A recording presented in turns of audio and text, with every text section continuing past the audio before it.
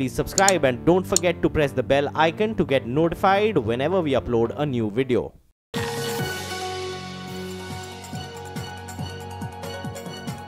Hello and welcome to the Global Natural Resources Conclave 2018. Today we look back on the first edition of GNRC held last year and also look forward on what to expect this year as we run up to the conclave. In this episode, we take an outside-in perspective on what can India learn from global best practices in this field. Up for review, we look at the social contract of the sector and its implication on last-mile connectivity. And of course, joining us in the studio to share with us their perspective on these issues are our partners for the summit. Let me quickly introduce all of them to you. Dr. Arunabh Ghosh, CEO CEEW, is our first panelist. Also joining us is S. Vijay Kumar, Distinguished Fellow at TERI. And we also have with us Sunil Duggal, Co-Chair of the CII Mining Committee. And for the government perspective, Saurabh Chandra, former Petroleum Secretary. And Abhijit Kulkarni, Partner at McKinsey India. And of course, we also have with us from Geneva, Roberto Boca, Head of Energy and Basic Industries and member of the Executive Committee at the World Economic Forum. Thank you all for joining us at this forum today. So let me kick things off by asking you a question on the fact that the Prime Minister during his Rising India presentation talked about making a paradigm shift from silos to solutions. So I guess I want to ask a simple question to all of you, which is it time that India has an integrated approach to natural resources development? Abhijit, you have a point on view on this. I think I'm fully in agreement with the silos to solutions. I think that one of the biggest things we see is silos between ministries, but also silos between the state and the center, which creates a lot of dichotomy. Okay. Time has come to really integrate things together, look at it in one perspective, and accelerate our growth. All right, let's get the counterpoint. It's easy to say that everyone should work together and then we have a singular approach. But it's easier to say than to do. Mr. Jayakumar, you have a... Yeah, well, I think coordinated rather than integrated is the better way of looking at it, particularly because the different elements of the sector are often a little different in the way they work. You know, the petroleum natural gas sector is different, the coal sector is different, the metallic minerals sector is different, and one can't apply the same rules or the same framework to all of them without understanding the way the sector is constituted.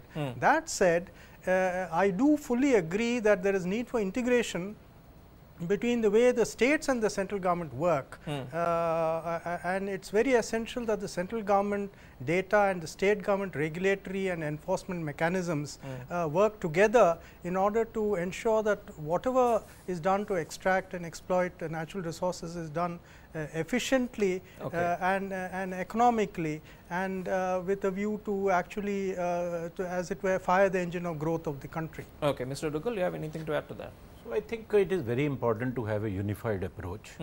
You may not be able to integrate, but I think there should be some thought, and there was some discussion which have also gone in the past, that whether there is a opportunity of creating a natural resource ministry, wherein all other elements could also be absorbed in that. But I think I have two things to say. Even if, let us suppose, oil and gas and mining cannot be clubbed together as a natural resource, but some analogy can be drawn. So like the recent the regulation which has come in oil and gas, that you select the block, and on that block you explore, you extract, and you pay the revenue sharing model with the government. Whether the same approach can be there in the mining. The mining, what we are doing is that we are using the data, which is a minuscule data on which the people are not excited about going for the auction, and the success is not coming. But I would also like to give you the example that, let's suppose there are few blocks which were allotted a couple of years back, and they were supposed to come start mining by this time. At that time we were aware that those blocks are situated in the forest, they are the wildlife areas. So after that, after these blocks were allotted, and still they are struggling with various ministries to get the permission, and the permissions have not come, and God knows when these mining blocks will come into operation. All right, from domestic anecdotes, let's go to some global reference point. Roberto, what can India learn from the growth stories of other natural resource countries? What do you think are the key takeaway points which can work for India? Well, certainly, as has been hinted, a systemic approach is recommended because, especially in a fast evolving world as is this one with the digitalization and new technology coming on board, it's very important to have a systemic approach. And on those lines, it's really important to think how the skills of people and the competencies are evolving and will need to evolve. So a systemic approach is important.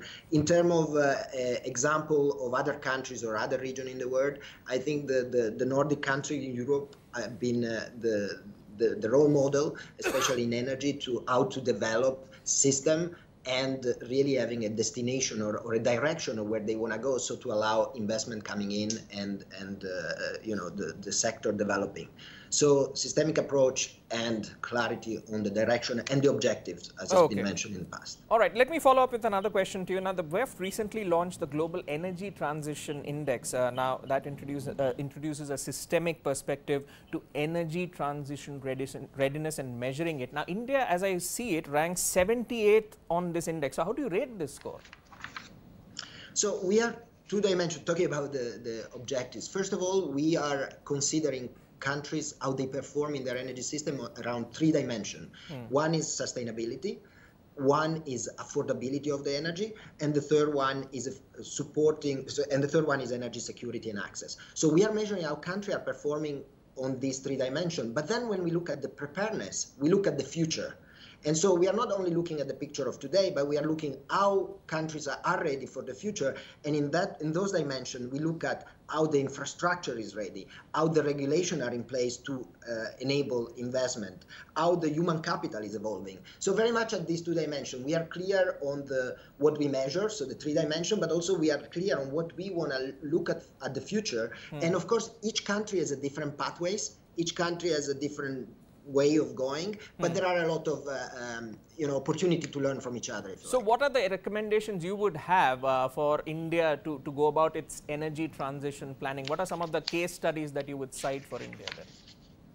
Well, first of all, I think India is very strong in terms of the political commitment to an energy transition. It's a very diversified economy, and there is a huge talent pool, right? You have a lot of skills and a lot of bright people. I think that needs to be implemented when we think of the energy transition, to making sure the renewable and what we call the grid edge, the transformation that is happening at the edge of the electricity grid towards demand management, towards electric vehicle, towards, if you like, the electrification of many of the part of the economy, including the industrial, are really thought through.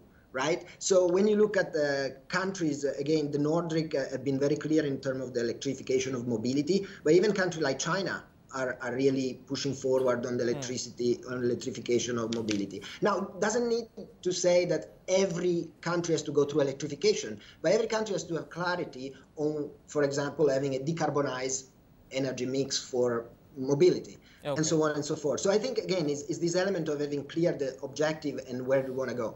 Okay, let's get a quick expert view in before we go to the break. Two panelists. We'll first go to Abhijit.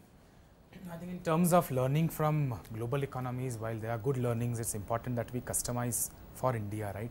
But one learning which we can take from all these people is about technology and big data. Okay. I think particularly in mining, the extent of technology usage is really, really minimal. That has to go up. Things like continuous mining, looking at big data. Today 95% of the data, by the way, that is stored today is the data of last 3 years.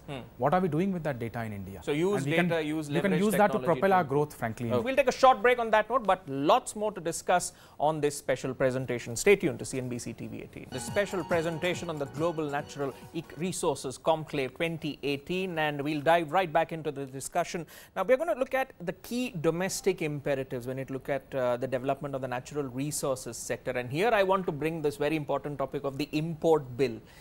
Whether we look at the mining sector, whether we look at the oil and gas sector, the import bill is always large, and it's always played a part in kind of dampening that growth effect for the country. So what needs to be done to tackle this? Mr. Chandra, what's your view on this?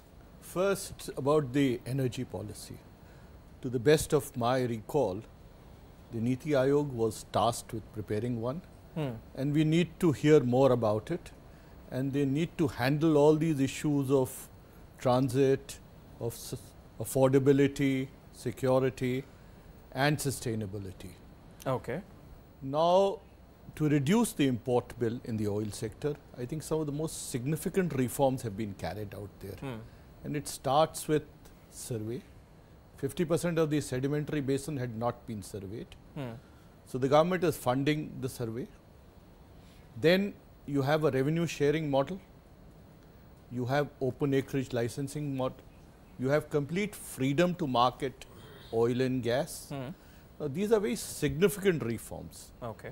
But there is a perception that the prospectivity of the Indian sedimentary basins is not very good. So, we have not been able to attract the biggies in the oil sector. Now, we need to change that perspective. All right, Mr. Jayakumar. Well, the import bill where the metallic minerals are concerned, recently actually we've had instances where India has been importing thermal coal.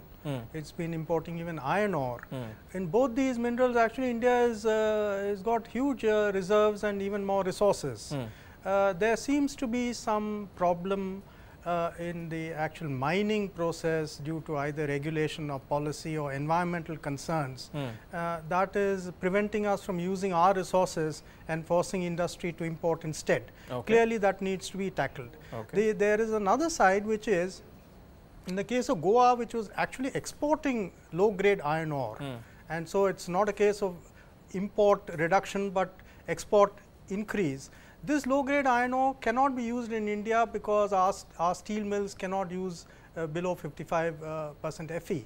But because of environmental concerns, the Supreme Court has actually come down very heavily on iron ore mining, and in the case of Goa there were other considerations. So, I think going forward, if we want to use our minerals wisely, we must be very clear and ensure that the environmental concerns are met upfront and neither push to the back on the one hand, nor should we take a shortcut in order to try and extract minerals at the cost of the environment. Mr. Duggal, your comment on this from an industry perspective.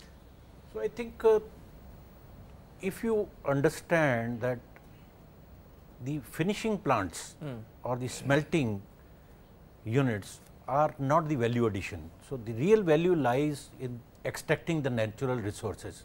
And if you understand the value which is paid to the miners is about 90% of the value is paid to the miners. So, what we say is that the treatment charges are given to the smelter. It is a job work type of thing. So, the real value lies in what we will extract from the ground.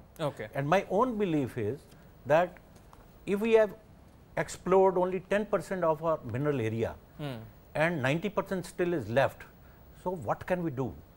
My own belief and self-belief is that we have every mineral, every gram of gold is imported. How much of the bill we from the ground?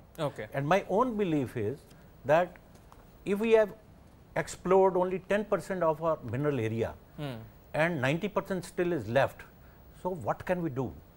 My own belief and self-belief is that we have every mineral, every gram of gold is imported. How much of the bill we are a country, we love gold. We are a country, we love silver. So, we use 8,000, 9,000 tons of silver in our country and we produce around 500 ton of silver. So, 7,500 ton of, so like that we do not have the gold, we do not have silver, we do not have copper, we do not have other metals. So, I think the basic need is to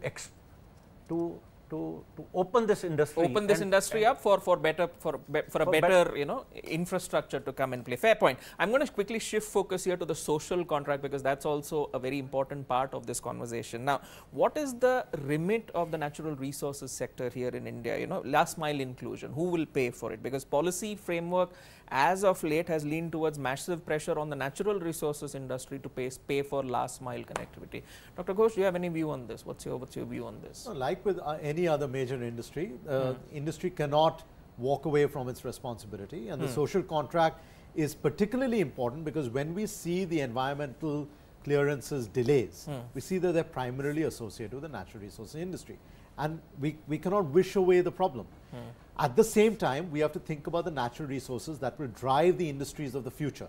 So rather than look backwards for just digging up anything from the ground, we have to think, what do we want to make in India? What's going to add maximum value? And therefore, what kind of exploration for those minerals do we need to do?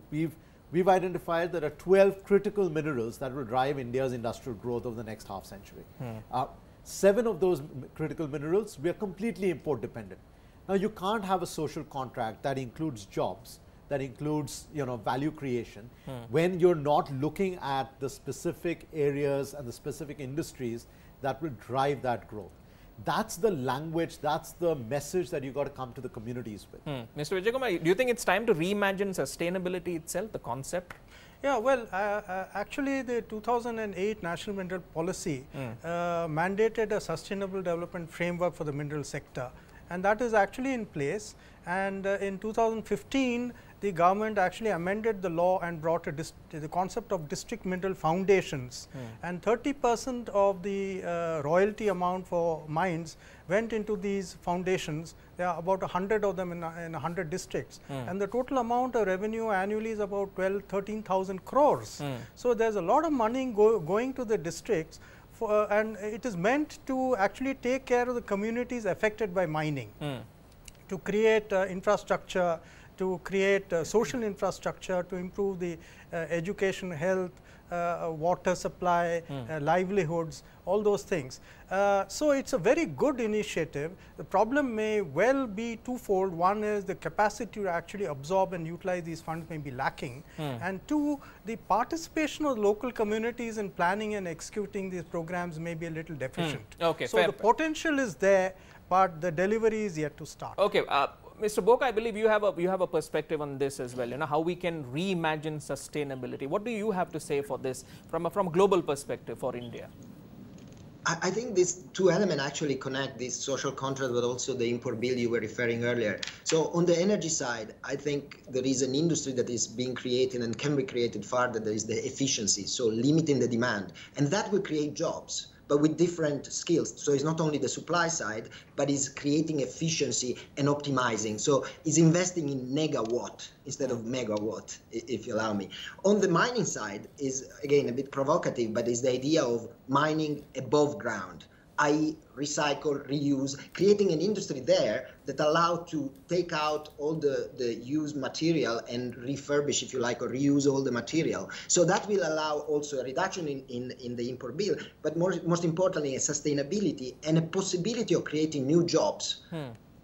All right. Now, before I come to my last question, Mr. Duggal, could you showcase some of the best practices here which could work from the industry perspective of reimagining sustainability and, of course, the social contract that we were speaking about? I think there is a stigma attached to the mining, that mining is a pollutant industry. So it is more about doing the responsible mining and showcasing to the world that the mining industry is a socially acceptable industry, and they create the positive impact in the society they work with.